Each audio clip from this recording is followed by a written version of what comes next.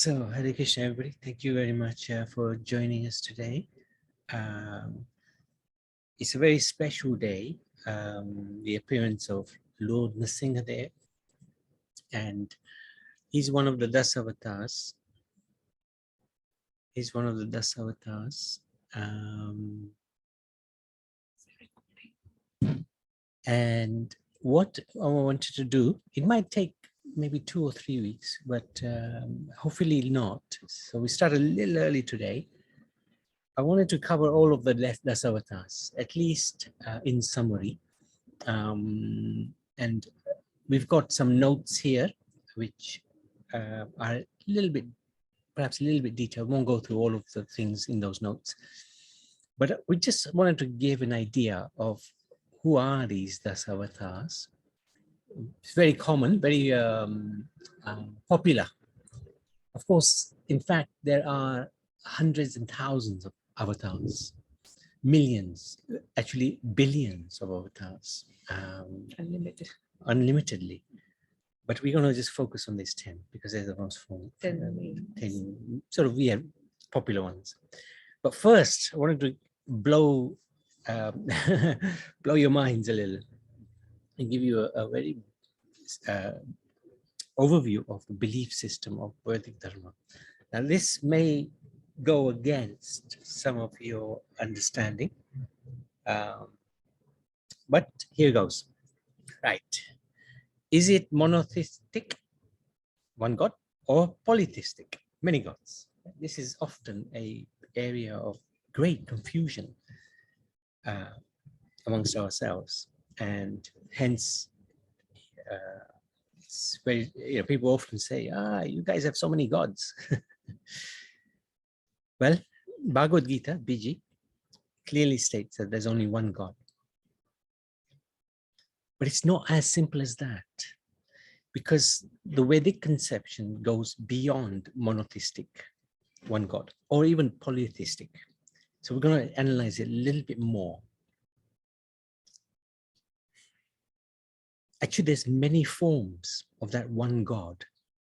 There is one God, but he expands himself as avatars, or incarnations, expansions. We have so many different understandings of what they are. So actually, you could argue, you could say it's polymorphic monotheism. Polymorphic means many forms of that one God, monotheistic. Also, there are some amazing personalities like the Devatas. We commonly can also call them demigods. And who are these Devatas? They're intermediaries. So we could extend the definition of God to being multi-layered, in the sense that there are different aspects, levels of personalities, multi-layered polymorphic monotheism. But then there is also something, as we understand it, the divine consort of the Supreme Lord. They are a divine couple, Radha Krishna, Sita Ram, Lakshmi Narayan. That one supreme form actually manifests in two forms as bimonotheism. So actually the Vedic concept of God is very, very complex. It's multi-layered, polymorphic bimonotheism. So I'm sure this will probably blow the minds of many here. Certainly when I first heard it, it definitely got my attention. But it makes a lot of sense. It's not so simple to just say there's one God. It's much, much more complex than that. Although there is only one God, but he has so many aspects to him. So if we really want to try to understand, get a better understanding for ourselves, then this is something that we may want to look into. So Parikshit Maharaj, he asked Sukadeva Goswami why the Lord takes forms which are not regarded as attractive, like Varaha is a form of a boar, a pig. And the answer was that the God is always transcendent. The Lord is always transcendental, never affected by material conditions, even in this world. So that's one thing we have to understand. So who are these Dasavatars? Firstly, this Matsya avatar, fish incarnation. And everything we're giving you is from the scriptures. And specifically, we've looked at it from the Srimad Bhagavatam. And we've given a sort of a general reference there. 8th canto describes Matsya avatar, Kurma avatar is described also the 8th avatar. This is the turtle. So we're going to go through these today in summary. Varaha, the boar, 3rd canto of Bhagavatam. And today's appearance day is of Nasimha, half man, half lion, 7th canto. Pretty much a major part of 7th canto is dedicated to this avatar. And then the 5th avatar is Vamandev, often called a dwarf, but actually he's a young Brahmin boy. And it was nice, Punamata yesterday explained, Vaman means smallish, stature. Pashuram, the warrior, 9th canto. Ramachandra, 9th canto. Balaram, sometimes he's known as Krishna Balaram, cowherd boy, in the 10th canto. Lord Buddha, teacher, 11th canto, and Kalki avatar, yet to appear, 12th canto. These are the 10 avatars. I think many will be already aware of this. Let's not forget about that. In the timelines, actually this is a little complex. I'm not going to go into much detail, but the order that we had it in is how they appear in different yugas. So Satya Yuga would be Matsya with Varaha as well as Nasingha. Tatya Yuga is Vamandev, which is the next Yuga, Kurma, Pashuram, and Ram. And then Dwapa Yuga is Balaram, Krishna Balaram. Kali Yuga is Lord Buddha, and the end of Kali Yuga is Kalki. So let's go through the first one, Matsya, the fish avatar. Well, let's take this pastime. There's 2 times he appears actually there's 2 descriptions. One in the previous kalpa. Kalpa means the day of Brahma. So in the previous day of Brahma. But we look at the day of Brahma that we're in. There was a king named Satyavrat, and what happened was this king was very religious and he ruled the whole world. One time he was drinking some water in the Kritamala river, and in his palms, when he went down to get the water, appeared a little fish, tiny little fish. And then he heard a voice from the fish. Why are you throwing me back when there are bigger fish who will eat me? I'm afraid of them. Please help me. He was astonished. This talking fish. So the king is a protector of all living entities in his kingdom. So the king put the fish in a jug when he went back to the palace. The next day, he saw the fish had grown and he was as big as the jug. So he took him out of the jug and he put him in, oh, there you go. That's Satyavat picking up the fish. So he put him in a well. He outgrew the well within a day. Put him in a pond. He outgrew the pond. Put him in a lake. He outgrew the lake. Put him in the ocean in the end. And at that time, Satyavat Muni realized that this is somebody extremely special. So he speaks out. He calls out, "Who is it that you are who are speaking? Are you a fish? Are you an incarnation of God? I'd like to know. Please tell me." So then Matsya Avatar, he replied, "Yes, actually I am Supreme Personality of Godhead, and I've come to let you know that 7 days from now, this whole universe will be flooded with water by my arrangement. And I will come, a huge boat will be sent by me. And I want you to collect all different types of herbs and seeds and load them onto the boat." It's a little bit like the story of Noah's Ark, yeah. Very similar.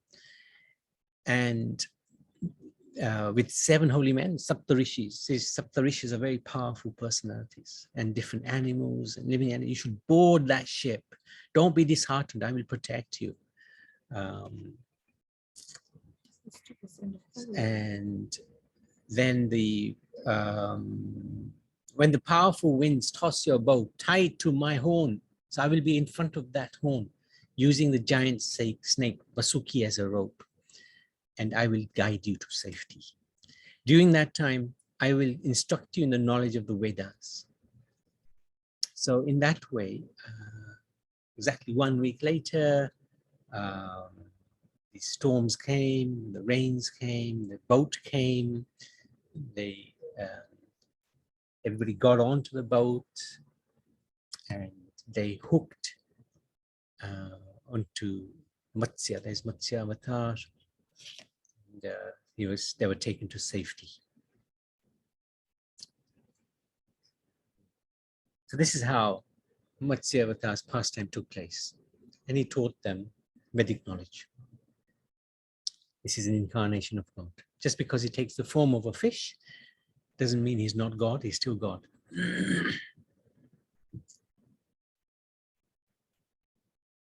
So Matsya Avatar ki jai. Next avatar.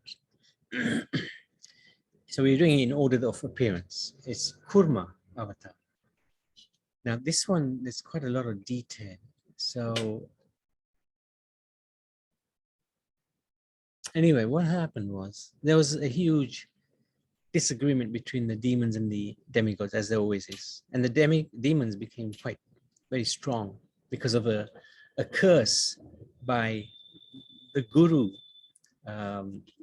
of the demigods, who cursed the demigods, Durvasa Muni. He got offended for some reason by Indra, and he cursed them that you will lose a lot of your power now.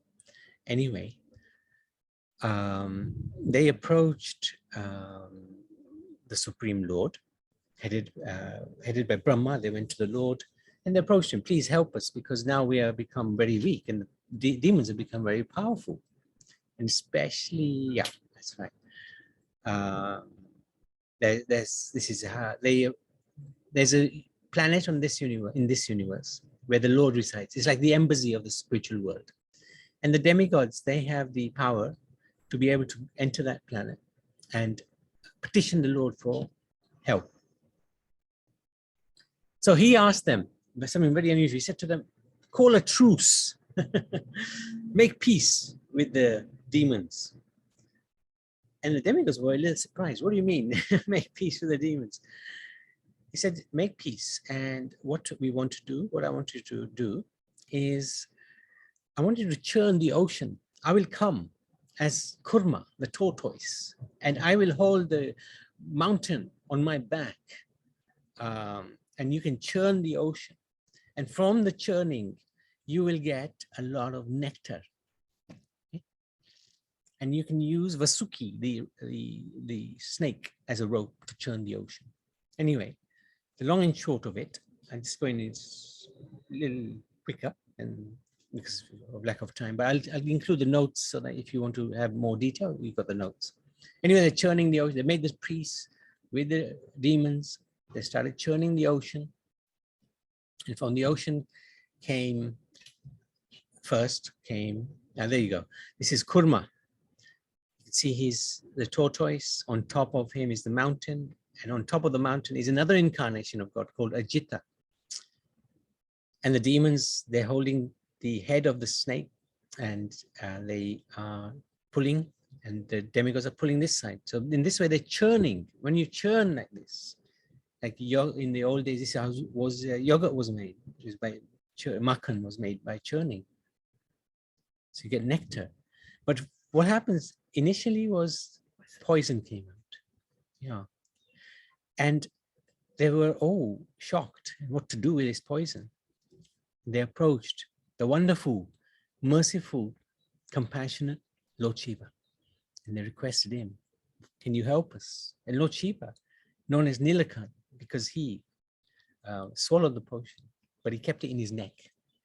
And that's why his throat, that's why his throat is blue, always blue, due to the poison. Some of the poison dropped out, and the scorpions and the snakes took that poison, and hence why they're poisonous. And then all the different nectar came out. of the ocean, like Dhanvantari, Lakshmi Devi even came out from that. Medicines came out. Gomata came.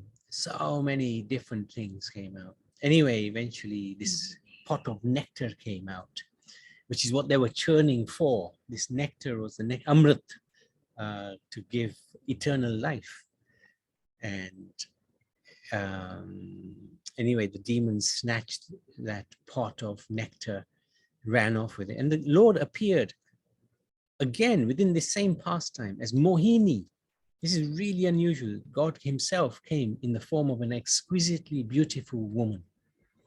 And he tricked the demons, and she gave the nectar to the demigods.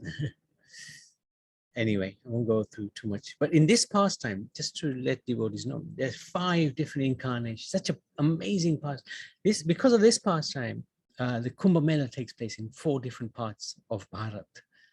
What are the 4 parts? Haridwar, and there's Allahabad, which is Prayag, Ujjain, and one more.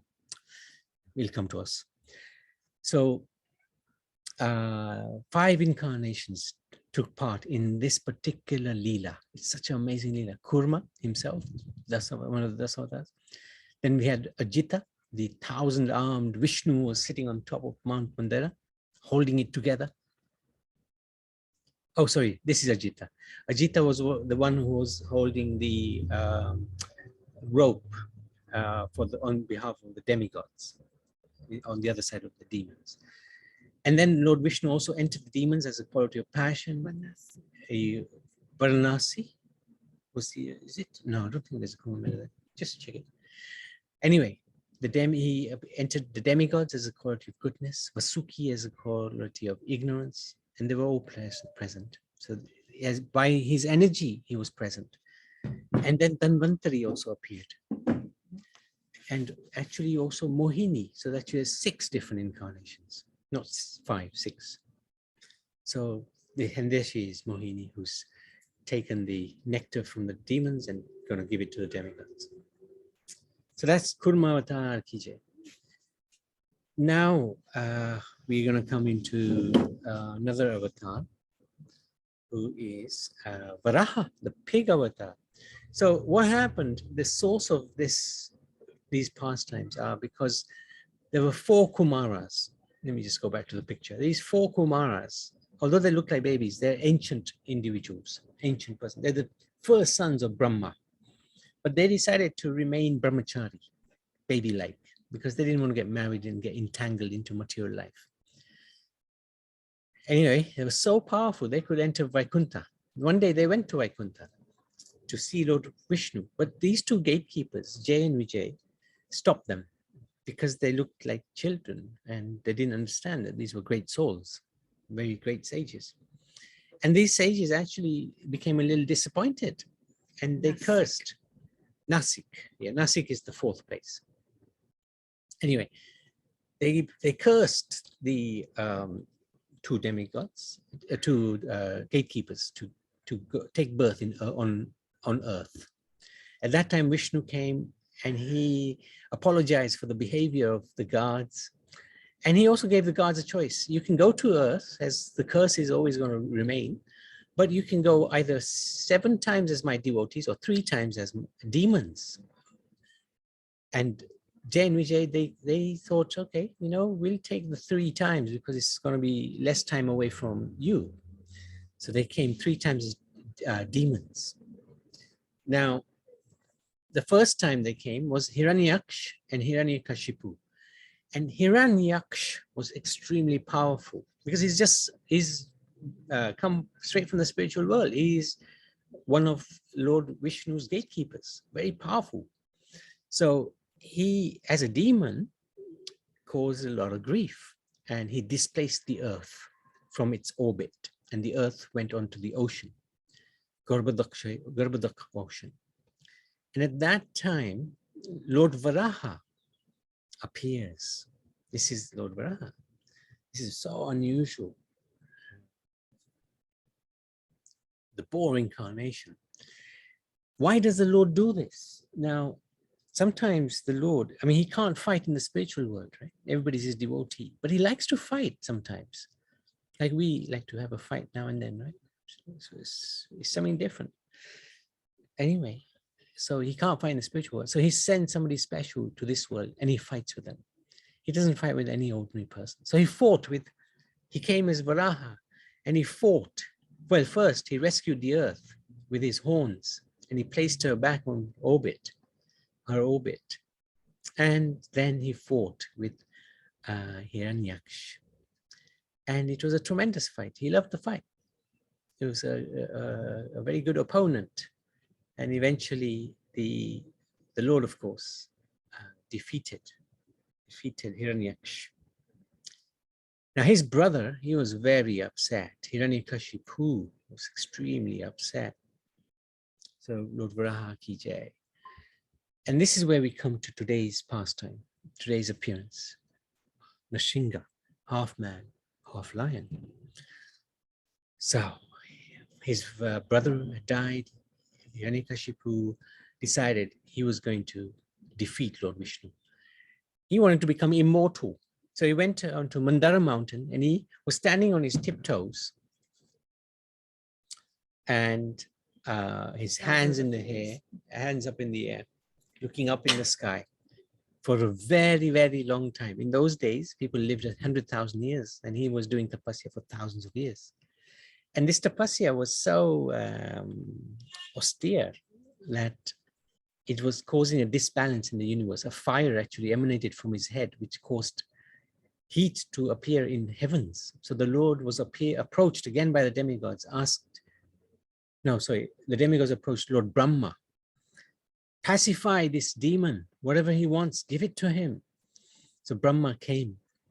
And actually what happened to Hiranyakashipu, because of his tapasya, his body was eaten up by ants. In fact, he was covered by an anthill.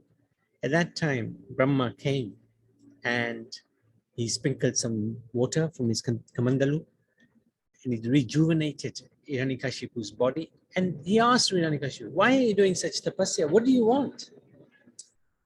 I want immortality.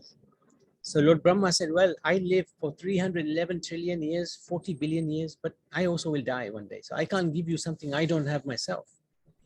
So Hiranyakashipu was quite clever. He said, okay, if you can't give me immortality, then let it be that I cannot be killed by any man or animal. I can't be killed day or night.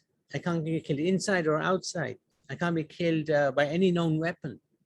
He asked for many different. I can't be killed on this land or in the air. He asked for so many different boons. And Lord Brahma said, yes, you can have those. Tatastu, I will give you my permission to have those boons. So Hiranyakashipu, he was very demoniac. But he had a son who was 5 years old. And his name was Prahlad. Now, Prahlad, when Hiranyakashipu was doing his tapasya, the demigods had kidnapped his wife or tried to kidnap his wife. And they wanted that woman was pregnant. So they wanted to kill the child. At that time, Narad Muni said, don't kill the child, because the child is actually going to be a devotee of the Lord. So Narad Muni took that lady to his ashram and he preached to her about God, about Vedic Dharma, Sanatan Dharma. And she was listening sometimes she would fall asleep, but the boy in the womb was always listening. And he accepted the teachings of Narad Muni in her womb. And he became a great devotee of the Lord. Anyway, Hiranyakashipu would send him to school to teach him about politics and economics and warfare. But he would not be interested. And his father would call him into the palace and ask him, what is the best thing that you have learned? And he would answer, no, what have you learned in school? And he would answer, well, studying about politics and the art of war is a waste of time. Those who are intelligent have no enemies because they understand they are servants of Vishnu. Now, Hiranyakashipu, everybody was worshipping him as Vishnu, as God, because they were all terrified of him. Even the demigods were, apart from Brahma and Shiva, they would all be worshipping Hiranyakashipu. Even the Brahmins would be doing puja for Hiranyakashipu. But this boy, 5-year-old boy, was standing before Hiranyakashipu saying that, all these subjects you're teaching me are rubbish. Actually, I don't have any enemies because I am worshipping my Lord Vishnu. So, of course, that made Hiranyakashipu very angry. And eventually he wanted to kill the boy. And they tried in many, many different ways to kill the boy. They tried to spear him with swords, but the swords would not. And if you look at the boy, he's not petrified. He's simply meditating on God. In fact, he was thinking, my father is just playing with me. He didn't even think his father was doing anything wrong to him. But there was no harm done to him. Nothing could affect him. They threw him before an elephant. An elephant stopped from trampling him and, in fact, gave him a ride on his back. They put him in a pit of snakes, but the snakes turned into ropes. They wouldn't bite. They threw him off a cliff, but Prahlad would just be chanting, Om Namo Bhagavate Vasudevaya. And he would just float down to the bottom. And in fact, at the bottom would be waiting Lord Krishna or Lord Vishnu to catch him. They tried to poison him. It turned into prasad. They tried to freeze him, couldn't do it. Burn him through Holika. Nothing worked. Eventually, the father called him in again to the palace and said to him, how dare you defy me? Where do you get your power from? How come I am not able to kill you? So the Prahlad, very intelligent, he said, I get my power from the same person that you get yours, and that's Vishnu. The source of my strength is also the source of yours, Vishnu himself. Hiranyakashipu became very angry. What do you mean, Vishnu? Where is this Vishnu of yours? I can't see him. Oh, father, he says to his father, he's everywhere. What? He's everywhere? Is he in this pillar? So the palace had many pillars. I'm going to prove to you that he's not in this pillar. And let me see if he protects you now. He drew his sword and he went to strike the pillar. When he hit the pillar, a deafening roar reverberated throughout the palace. The earth trembled. Hiranyakashipu watched with wide eyes as an enormous creature emerged from the remains of the pillar. Though walking on 2 legs, he had the head of a lion, his eyes blazing like fire, his golden mane shook like 1,000,000 snakes, and his long tongue flicked about like a dwelling sword. There he is, Nrsingadev Bhagwan appears. It's a really amazing, magnificent form of the Lord, terrifying force for the demons, but truly amazing form of the Lord. And this is the Aholam in South Bharat, where this pastime took place. They have constructed a temple where one can visit. It's far away, dense in a dense forest. And this is the stamba, the pillar in that palace, which he came out from. And he thought, who is this strange creature? But then he got his senses back and he started attacking the Lord. They had an amazing fight. Again, the Lord enjoyed the fight with Hiranyakashipu, who was just like a little wasp compared to the Supreme Lord. And they fought. And eventually the Lord, because of all the boons of Brahma, the Lord found a way to defeat the demon and still respecting those boons. So Hiranyakashipu eventually was put on the Lord's lap by the Lord, which is neither land or air or water. He killed him with his nails, which is not a known weapon. He killed him in the doorway, which is neither inside or outside. He killed him at dawn. Dusk, sorry, which is neither day or night. What else is that? Half man, half lion. And half man, half lion. Neither man, neither animal, neither demigod. So in this way, the Lord shows that he's more intelligent than anybody. And we can try to be clever and see if we can get around the Lord's injunctions, but it's not possible. So he defeated Hiranyakashipu. And at that time, he was very angry, still very, very, very angry, even after killing the demon. Of course, when the Lord kills, he doesn't kill, because even his touch purifies that personality and he goes back to the spiritual world. And that's what happened. This is Jay and Vijay from the spiritual world. They were not killed. Only the body perishes, the soul goes back to the spiritual world. And then Hiranyakashipu, Nrsimhadev was still angry. So everybody was wondering, what should we do now? All the demigods had appeared, but they were standing like a mile away from him because he was so ferocious. Even Lakshmi Devi was there. So Lord Brahma said to Lakshmi Devi, go pacify your husband. And she said, I don't recognize him. Never seen him so angry. Yeah, never seen him so angry.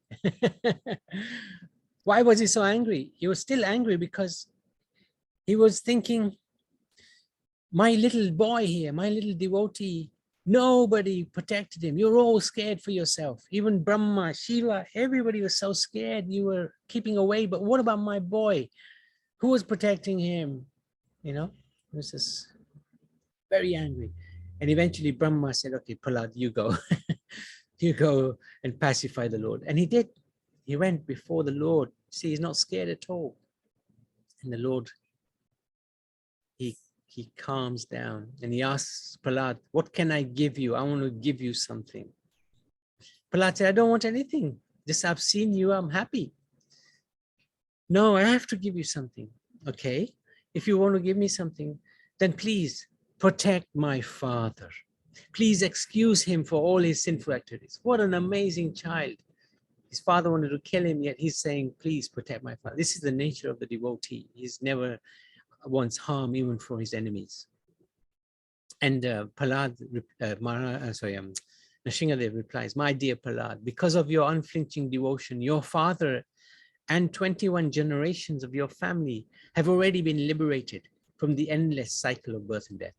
So this is one of the benefits of becoming a bhakta, a devotee of the Lord. You don't save yourself alone, but you save generations of your family. 26 parts. Go to the next 5 next.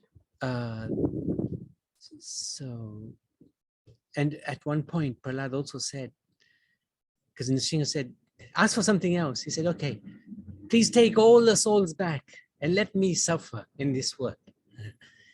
This is the incredible nature of the devotee, so big-hearted.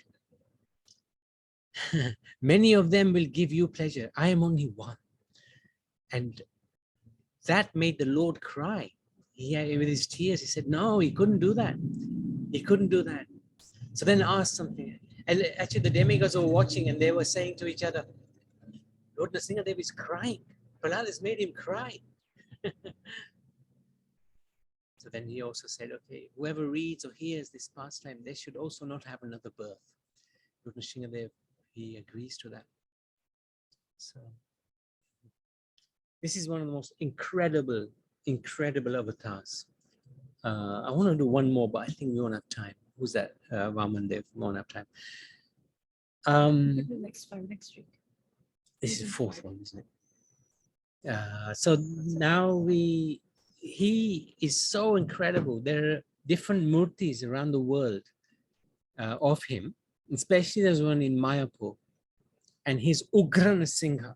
Ugra Nrsimha means the ferocious Nrsimha who's putting his claws, or who's very, very angry.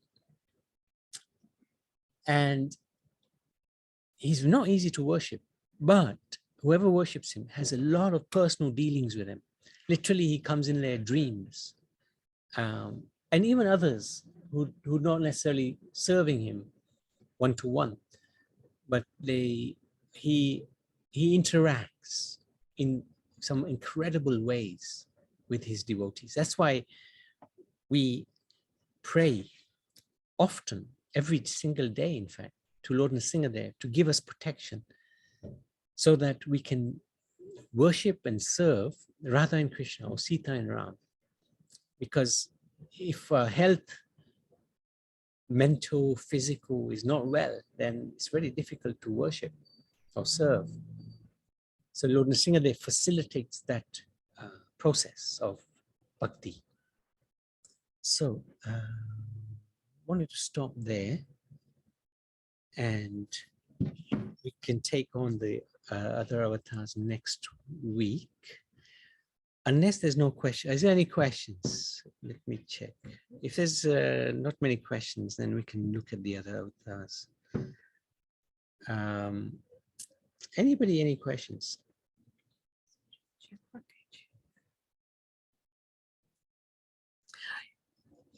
Thank you for joining, Ishwari Kishore. I know your mother told us you are traveling today. Thank you for joining. So, anybody? Bakulaben, yes. Are you muted? Eh? No, we can. You're not muted, but we can't hear you. Say something.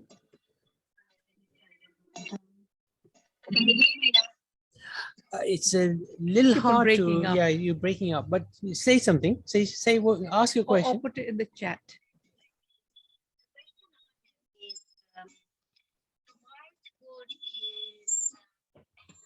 Coming in animal form, like a Nrsimha and Varaha and also Matsya Avatar and the Kurma Avatar.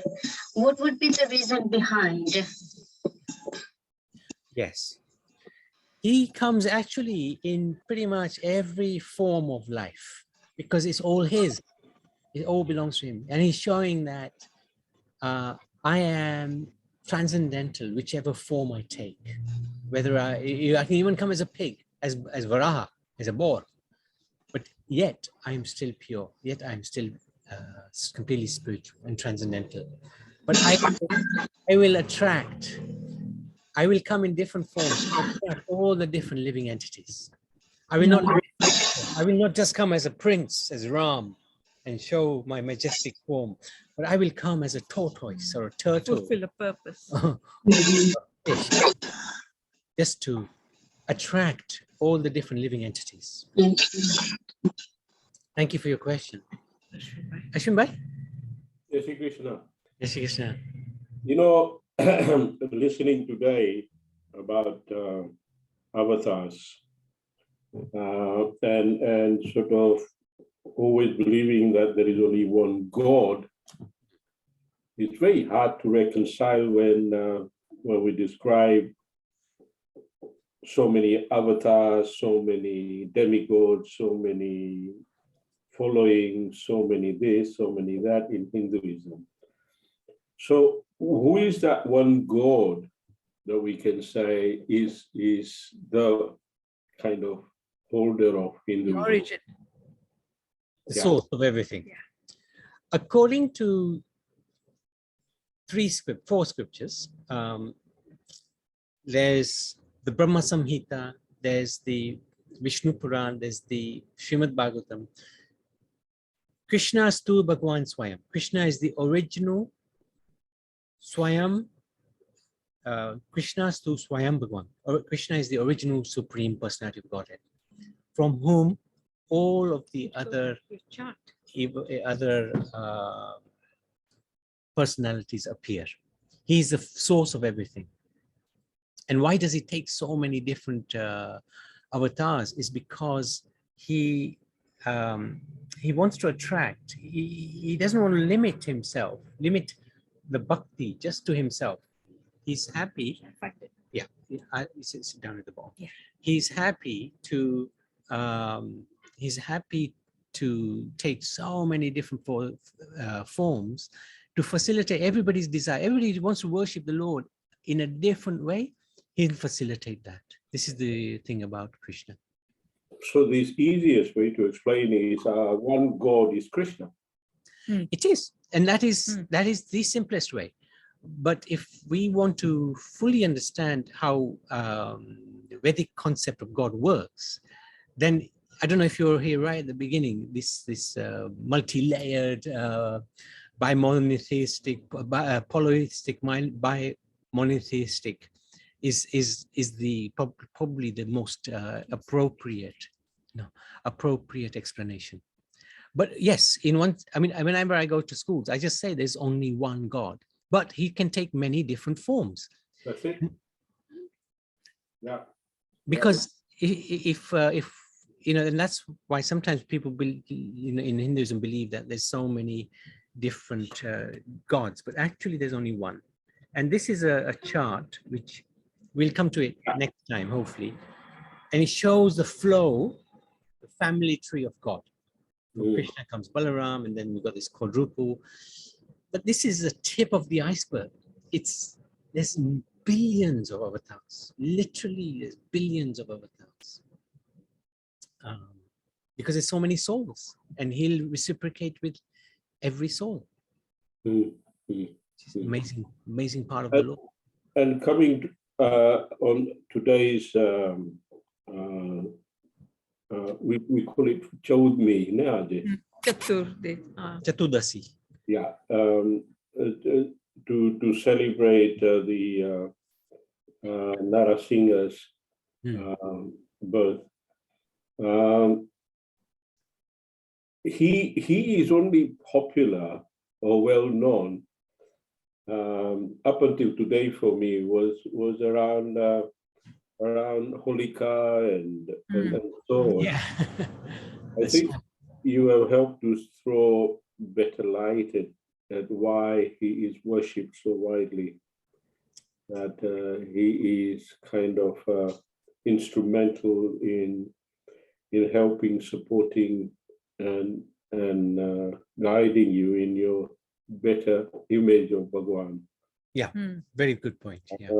And so we are fasting today.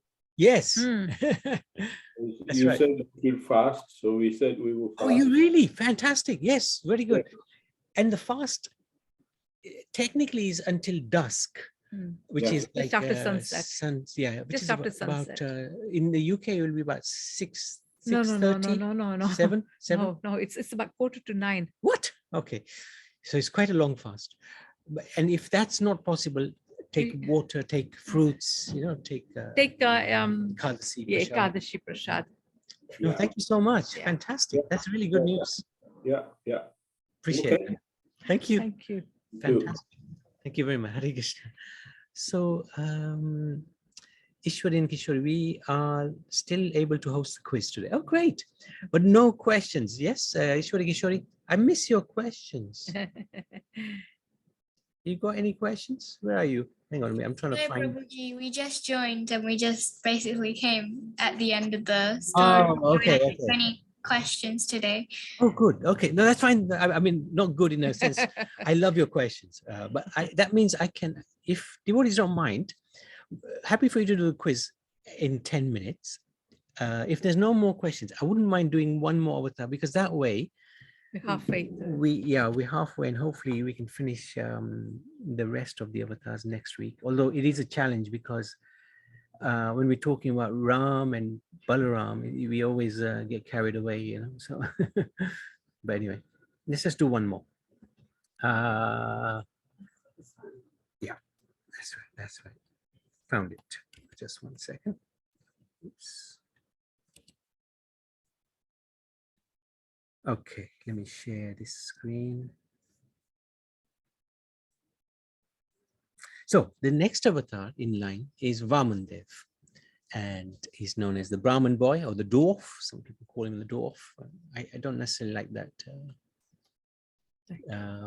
title of him, because he's actually a young Brahmin boy. Now, what happened after Nrsimhadev? The demigods became extremely powerful, and they took over. Especially Bali Maharaj, they took over the heavens. The demons took over the heavens, and Bali Maharaj, he heavily defeated Indra. And they had a special guru, Sukracharya, who's an amazing personality. And so the demigods were displaced. Indra's mother is called Aditi. She prayed to Vishnu to come and protect the sons. And he came. He took birth from her. Of course, he doesn't take birth in an ordinary way. Immediately, when he takes birth, he's already appears in his blackish form with 4 arms and dressed in yellow garments. And he then changed his form. This is how he appears as Vishnu. And then he changed his form into a small Brahmin boy. And at that time, Bali Maharaj, they were doing a yagya. This yagya was going to make Bali very, very powerful, that demigods would not be able to conquer him again. So in that yagya, Vamandev came in, and he looked so spectacular that Bali Maharaj, he rose from the sacrifice, the yagya, and he offered him great respect. And he said to him, "It is customary that a king gives charity to the Brahmins. What may I give you? You can take anything you want: food, cows, horses, elephants, chariots, horses, villages, Houses. gold, houses, even land," he said, "whatever you want."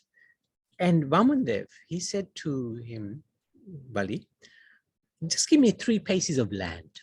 That's all I want." And Bali was shocked. He said, "Is that all you want? I can give you a whole planet." "No," Vamandev said, "one should not be greedy. I'm happy with 3 steps of land."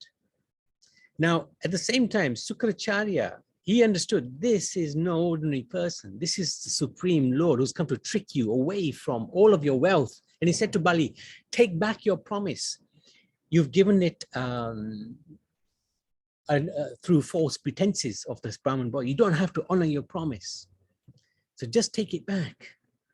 But Bali said to his own spiritual master, he said, "I can never take back a promise. And even if he is Vishnu and he takes everything away, doesn't matter.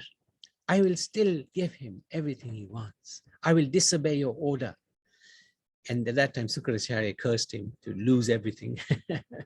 But Bali Maharaj is so amazing. He's a demon, but actually, he was not a demon. He was actually a great, great devotee. So now there's Sukracharya. He's warning him that don't do it. Anyway, then Vamandev decided to take these 3 steps, right? The first step, he covered earth. Second step, he covered the rest of the universe. And in fact, he pierced a hole through his universe, through the covering of the universe. And through that hole comes Ganga in due course of time.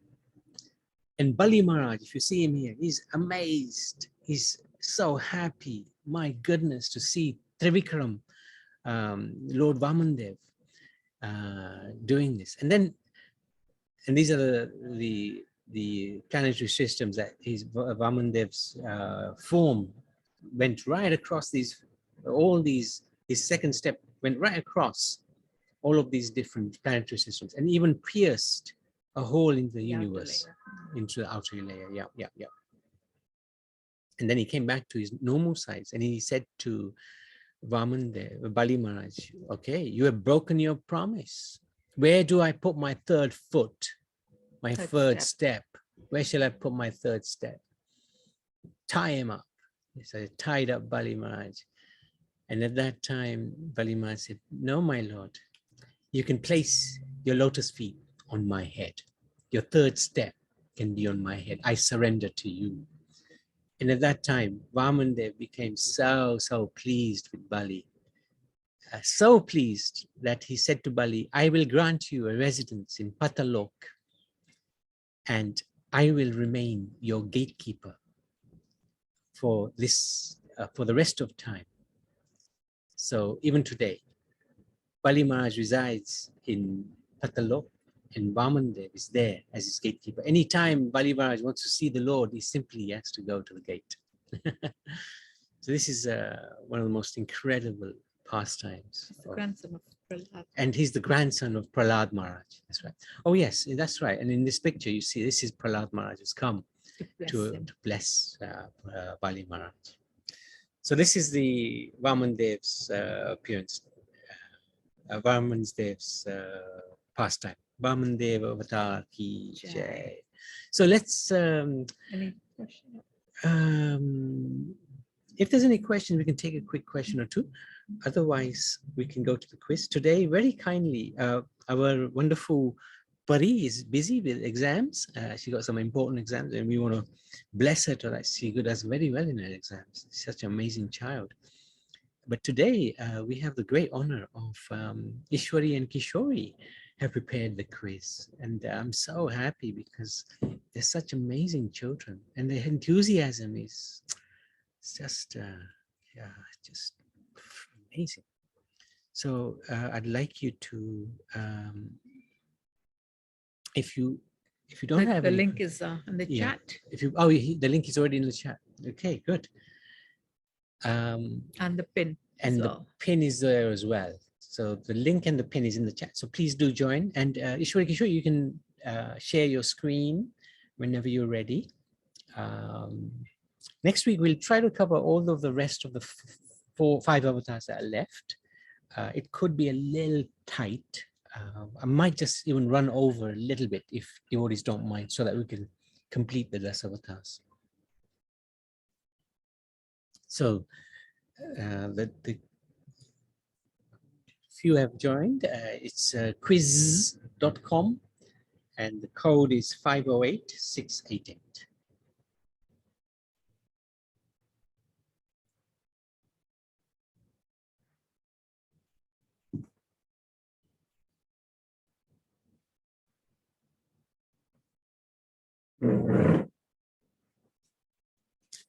So if everybody has any, I'll be waiting for anybody. Just let us know. We did our best with the quiz. No, don't worry. I mean, I can, yeah, it's better, far, as Jenti just said, it's going to be far better than what we can do. So, no, thank you so much for putting in that effort. It's very, very encouraging, I have to say. You know, you're so young, yet you've such enthusiasm. I love it. Very, very. Prabhuji. And yes, thank you to your mother and father, because they're training you so well. And just to let devotees know, they are homeschooled and so intelligent, so intelligent. Okay, you can start. Okay.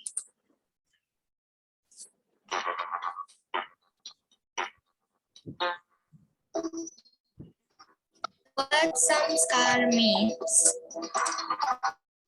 spiritual acknowledgement, meditation, mental impression, all of the above. There's an echo on your side. I'm not sure why. You might have 2 devices which have the audio at the same time. Huh? Okay. And the correct answer was mental impression. Is that any better? Much better. Yeah, much better. How many samskars are popular today? Some scars. 16, 10, 7, or 5?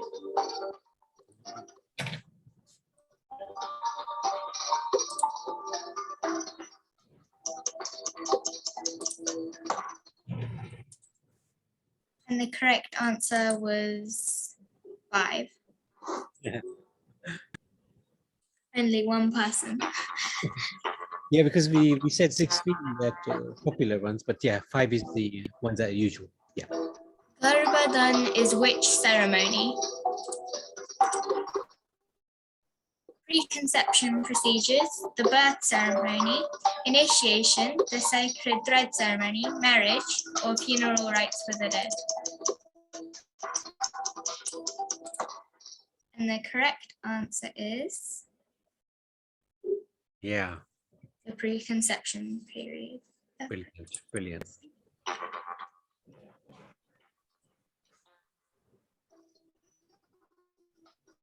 True or false? When the baby is born, the father whispers the name of God in the baby's ear.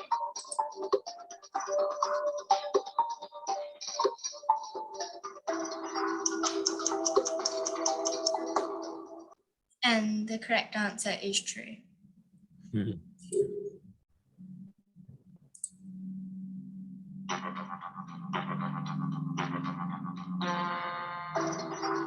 In the initiation ceremony, the boy receives the spiritual name, vows to become celibate, shaves his head, or becomes greedy.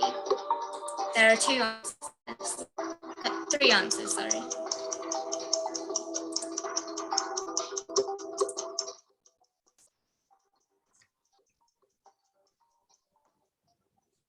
And the correct answers were 1, 2, and 3. Yeah, becoming celibate, not necessarily for the whole life, of course, just for the time he's in the Guru's ashram. Viva means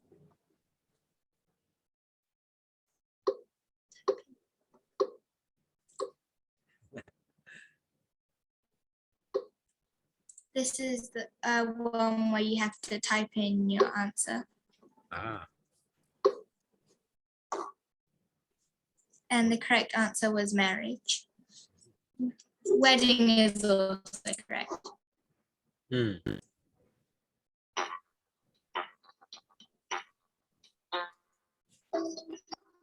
Certain features of marriage are common, such as A, receiving elders' blessings, B, doing a dance in front of all present, C, a sacred fire ceremony, or A and C. That was kind of a trick question. The correct answer was A and C.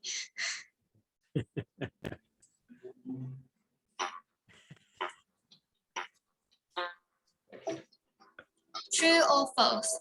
Antyeshti is the last samskar.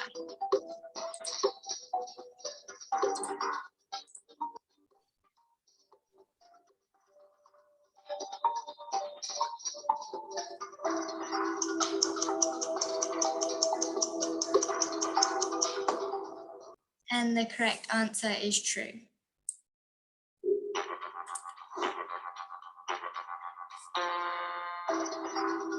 What do couples do after marriage? Spend their life as householders, sit around, watch TV, or increase spiritual practice. There are 2 answers in this one, which are correct.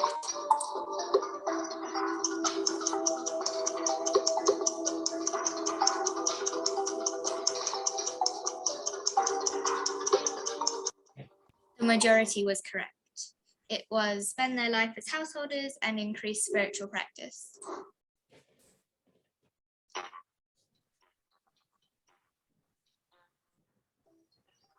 True or false? Hindus don't cremate their dead.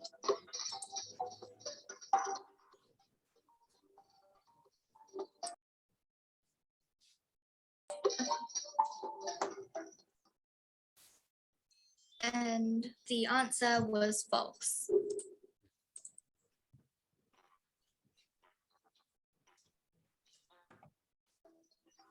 You should not cremate a child, an elderly man, a teenager, or all of the above.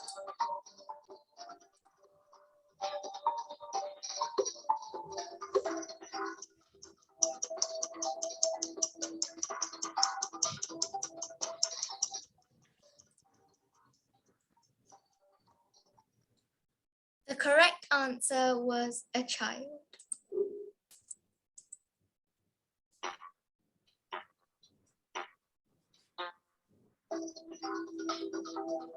In the funeral ceremony, the youngest son lights the funeral pyre. Tulsi leaves are placed on the lips of the corpse. A few drops of Thames water is placed in the mouth, or all of the above.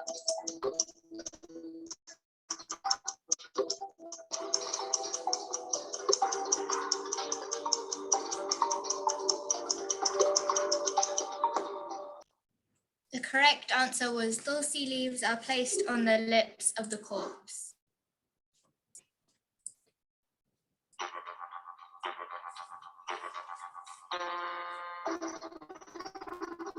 Chatakarma is which ceremony?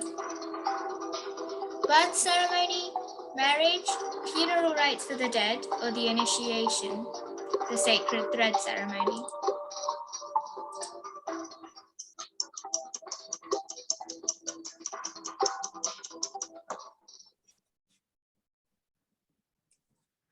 The correct answer was the birth ceremony.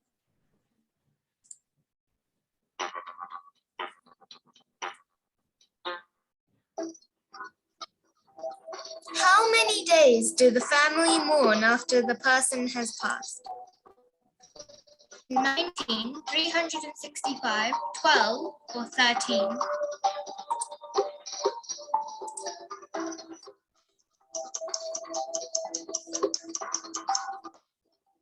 The answer was 13 days.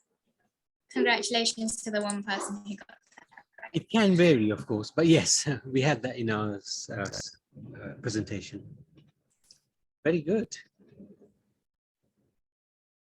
So, Third, we had Lena.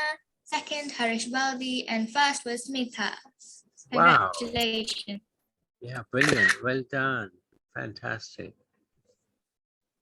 And thank you very much, Ishwari and Kishori, for putting together that quiz. It's not an easy subject, some scars. So you did very, very well. Thank you, Prabhuji. So I'd like to thank everybody for joining, sparing your very valuable time. And we shall see everybody next Sunday. Hare Krishna, everybody. Thank you.